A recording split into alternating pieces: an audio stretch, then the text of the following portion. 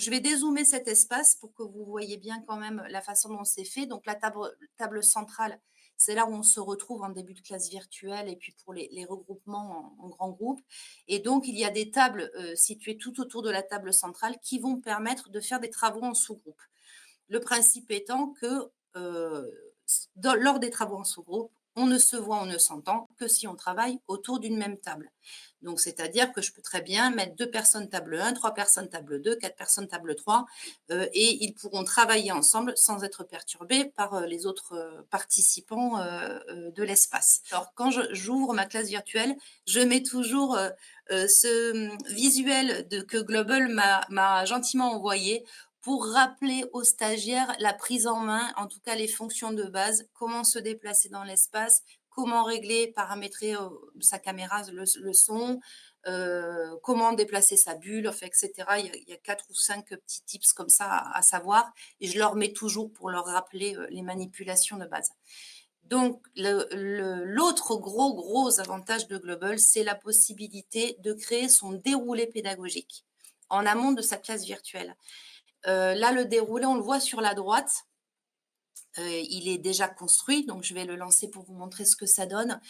Mais ce déroulé, je l'ai travaillé bien en amont de la classe virtuelle. J'ai intégré toutes mes étapes de classe virtuelle dans ce déroulé et surtout, j'ai enregistré tous les documents dont j'avais besoin dans chaque étape de mon déroulé. Ce qui fait qu'au moment d'animer ma classe virtuelle, je n'ai plus besoin d'avoir 40 onglets ouverts sur mes 2 écrans d'ordinateur ou de copier-coller, des liens dans tous les sens. Tout est déjà intégré à l'outil.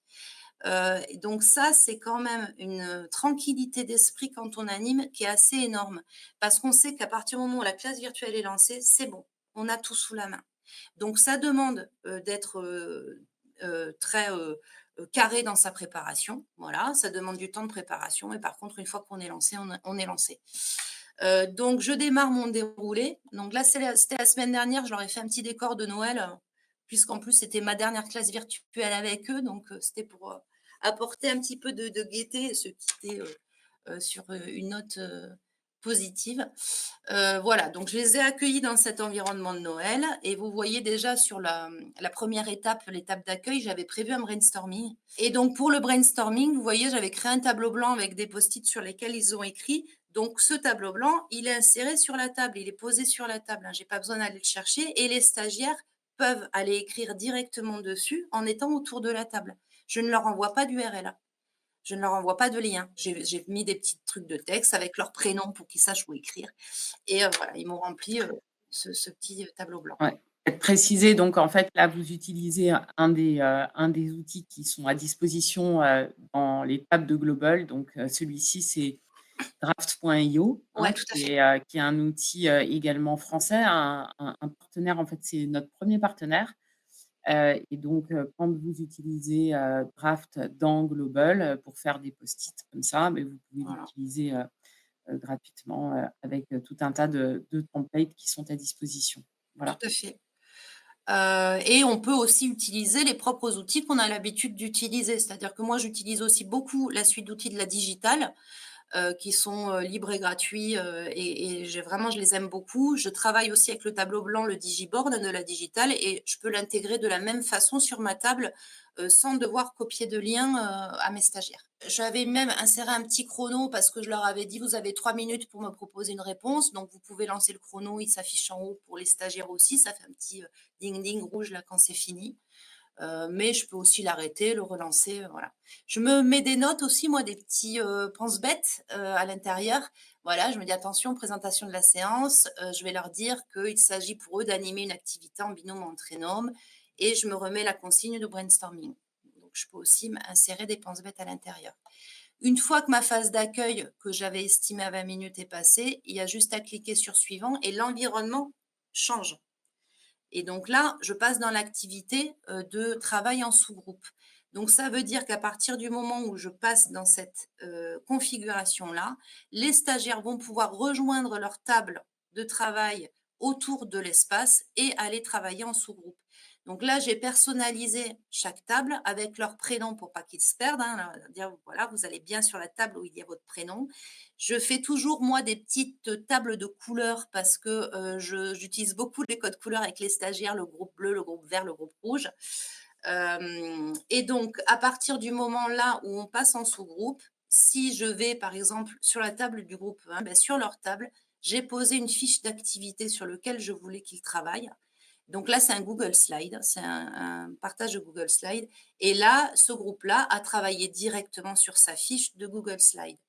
Si je reviens, sur le deuxième groupe, c'est un autre Google Slide bien sûr avec leur fiche à eux, sur laquelle ils doivent travailler. Mais ça veut dire que là, de la même façon, je n'ai pas à copier-coller 4 URL différents pour mes 4 sous-groupes. Ils vont venir travailler directement sur le document que j'ai préparé pour eux. Sur la table, je leur ai aussi mis j'avais préparé un Genially. Puisque là, l'idée, c'était qu'ils utilisent un outil numérique pour animer une séance à distance, hein. Comme je forme des formateurs, on est toujours dans ce truc un peu compliqué là. Je leur avais préparé un Genially avec une sélection d'outils pour animer à distance. J'ai aussi mis le Genially sur la table en leur disant: «Si vous avez besoin d'idées, je vous ai mis le Genially sur la table, donc allez consulter le Genially, vous allez avoir des idées d'outils et après revenez sur votre fiche et vous pouvez, préparer votre activité sur la fiche». Donc, ils ont tout à disposition tout le temps. Et bien sûr, ils savent aussi que s'ils ont besoin d'aide, moi, je suis sur la table centrale. Donc, ils viennent me voir: «Isabelle, on a besoin de toi. Est-ce que tu peux venir en groupe 3 Hop, je rejoins le groupe qui m'a appelé, et tout ça est finalement très, très facile, quoi. C'est hyper fluide. Alors ça me plaît, là, Ouais, cette partie-là, je m'y arrête juste une petite minute, en fait, Isabelle, parce que c'est vrai que, actuellement, on a, plusieurs témoignages qui nous remontent, là-dessus. C'est que finalement, Global, le fait d'avoir ces tables dans un même espace, permet bien entendu aux formateurs d'avoir beaucoup de fluidité pour pouvoir aller voir les apprenants et les répartir en groupes de niveau ou en groupe, voilà, kinesthésique, enfin, voilà. Mais donc de pouvoir vraiment faire, de la formation adaptée. Mais ce qui est intéressant aussi, c'est que les apprenants, en fait, comme ils savent qu'ils peuvent revenir vous voir si jamais il y a un problème, comme ils le feraient en physique, ils se sentent pas paumés, en fait et entre guillemets «abandonnés» quelque part dans une salle de sous-groupe, en attendant qu'on les ramène sur, l'espace de plénière, ce qui se fait, sur une visio, classique, de Teams ou Zoom ou tout ça, quoi. Donc c'est aussi pour eux beaucoup plus agréable. ouais, tout à fait.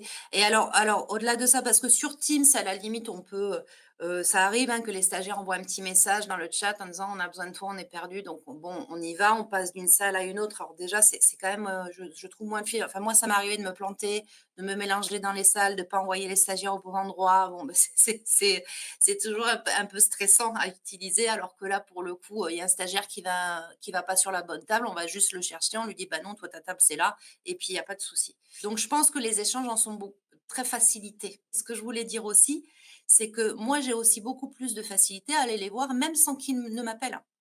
C'est-à-dire que je vais leur dire: «Ben, moi, je passe dans les groupes comme je le ferais en salle». Je vais passer dans les groupes pour voir si tout va bien. Ils voient ma petite bulle se déplacer, ils me voient arriver. Je dis: «Bon, ben, voilà, tout va bien». «Oui, oui, tout va bien» ou «Bah, non, justement, on avait une question à te poser». Et ils me voient aussi me déplacer et faire le tour des groupes comme dans une salle. Donc c'est pareil, c'est pas intrusif, je trouve. Voilà, c'est en toute transparence. Ils me voient m'approcher, quoi. Donc ça, j'aime bien aussi ce principe-là, où c'est pas intrusif aussi, où je débarque pas dans la salle sans prévenir. Alors l'avantage aussi, c'est qu'on peut aussi enregistrer des annonces à l'avance. Donc moi, régulièrement, sur mes activités en sous-groupe, j'enregistre à l'avance 2 annonces. Le, fameux: «Il vous reste 5 minutes» ou «Il vous reste 10 minutes pour, faire l'activité». Donc une fois quand je lance cette annonce, tout le monde a l'annonce qui s'ouvre sur son écran, et la deuxième annonce qui va être: «Merci de rejoindre la table centrale à la fin de l'activité». Ça, c'est des annonces que j'enregistre tout le temps dans mon déroulé à l'avance, comme ça j'ai pas, j'ai même pas à m'en préoccuper pendant l'animation de la classe virtuelle. Voilà, alors si je fais suivant, donc là, l'espace passe en mode table synchronisée. Ça veut dire que là, quand je passe à l'étape restitution de l'activité en grand groupe, où que soient les apprenants, ils m'entendront. Donc pour le coup, si j'en ai quelques-uns qui traînent sur une table, qui finissent vite, vite leur activité, je peux aussi leur dire: «Bah, merci d'insister un peu, merci de nous rejoindre, on vous attend pour commencer la restitution». Là, on s'entend tous, dans l'espace. Donc là, ah oui, là aussi, ce qui est intéressant et ce qui était surtout super important pour cette classe virtuelle en particulier, c'est que, pendant 1h20, les stagiaires prenaient la main sur l'animation de la classe virtuelle. Puisque mon but était de les mettre en situation réelle d'animation d'une activité avec un outil numérique de leur choix. Donc là, j'avais 4 sous-groupes. Les 4 sous-groupes tour à tour ont pris la main, c'est-à-dire qu'ils avaient la main sur la table, ils ont pu projeter ce qu'ils voulaient, ils pouvaient partager leur écran. Je n'ai pas de droits supplémentaires, enfin, en un clic, je leur donne les droits sur l'espace. Ce que ne permet pas, je crois, hein, de faire Teams du tout parce que, suivant, la façon dont on enregistre les gens, dans la classe virtuelle, on a un statut qui fait qu'on ne peut pas forcément prendre la main. Bon là, c'est Exactement. facile, donc là, chacun a pu animer son activité en prenant la main, en projetant ses contenus, en changeant les contenus sur la table centrale, tour à tour. Donc ça, c'était vraiment pour moi, indispensable pour cette classe virtuelle particulièrement, d'avoir cette fluidité. Sinon, ça n'aurait pas été possible, tout simplement. J'aurais dû changer mon déroulé et mon approche. Et donc là, à chaque fois, je leur mettais le petit chrono de 10 minutes, hein. Ils avaient 10 minutes pour animer leur activité et en fin d'activité, j'avais enregistré un sondage et je lançais un sondage pour tout le groupe en disant: «L'outil utilisé pour cette animation vous a-t-il convaincu?» puisque le sujet de notre classe virtuelle, c'était vraiment l'utilisation des outils numériques. Oui, il est adapté, il est intéressant mais pas facile à utiliser. Ce n'est pas l'outil le mieux adapté. Une fois que je lance le sondage, je peux diffuser le sondage sur la table principale et ça nous faisait un point de départ de discussion sur l'outil qui avait été utilisé pour cette animation. Et ce sondage, je peux l'envoyer. Je l'ai envoyé les 4 fois, j'étais pas obligée de le refaire, hein, mais à chaque fois, je renvoyais le sondage à la fin de chaque activité. Ouais, Donc on peut diffuser le sondage sur la table. ouais, ouais. Et donc à la fin, là, par exemple, c'est un outil de la digitale que j'utilise, qui est un brise-glace, en fait, que j'utilise en début de formation, en fin de formation, alors c'est une version, certains d'entre vous le connaissent peut-être, hein, c'est l'arbre de Lison qui a été vu, revu, revu et puis, partagé par toute une communauté de formateurs et que j'ai réadapté moi aussi, pour toutes mes formations, je l'utilise cet arbre-là. L'idée, c'est de, voilà, de choisir un petit perso qui donne son humeur et de se positionner selon son sentiment de compétence dans l'arbre. Et ça, c'est un outil de la digitale, un digiboard que j'ai intégré sur ma table et que j'ai directement programmé pour ma clôture. Donc voilà, pas besoin de chercher cet outil sur un autre onglet de mon ordinateur. Il est directement dans mon espace et sur ma table. Voilà. Magnifique. Voilà, donc ça c'était, la dernière utilisation en tout cas que j'en ai faite la semaine dernière, la dernière classe virtuelle que j'ai animée. Alors ce qui est intéressant là maintenant, c'est que si vous arrêtez donc la diffusion du déroulé, hop, on peut revenir. On s'en fiche, hop, ouais, Voilà et là vous allez récupérer dans la synthèse. effectivement. Donc on peut récupérer des synthèses de déroulé. Alors bon, j'en ai 40 parce que je fais toujours des 10 tests avant les classes virtuelles et et donc forcément, toujours compliqué de les retrouver, mais en tout cas, c'était Le celle-là. dernier, Voilà, non, mais celle de ah oui, de mardi l'autre dernier, jour. de ma dernière classe virtuelle, c'est celui-là et effectivement, la synthèse de déroulé, alors déjà, permet aussi, de voir, si les durées qu'on avait estimées, durées prévisionnelles et durées passées sont bien, cohérentes, et surtout aussi d'exporter les temps de présence de la classe virtuelle. Donc on peut exporter en format ça un fichier Excel, hein, qui est voilà très simple et on enregistre, on a directement les temps de présence, qui sont ici, tout simplement. Génial. Voilà.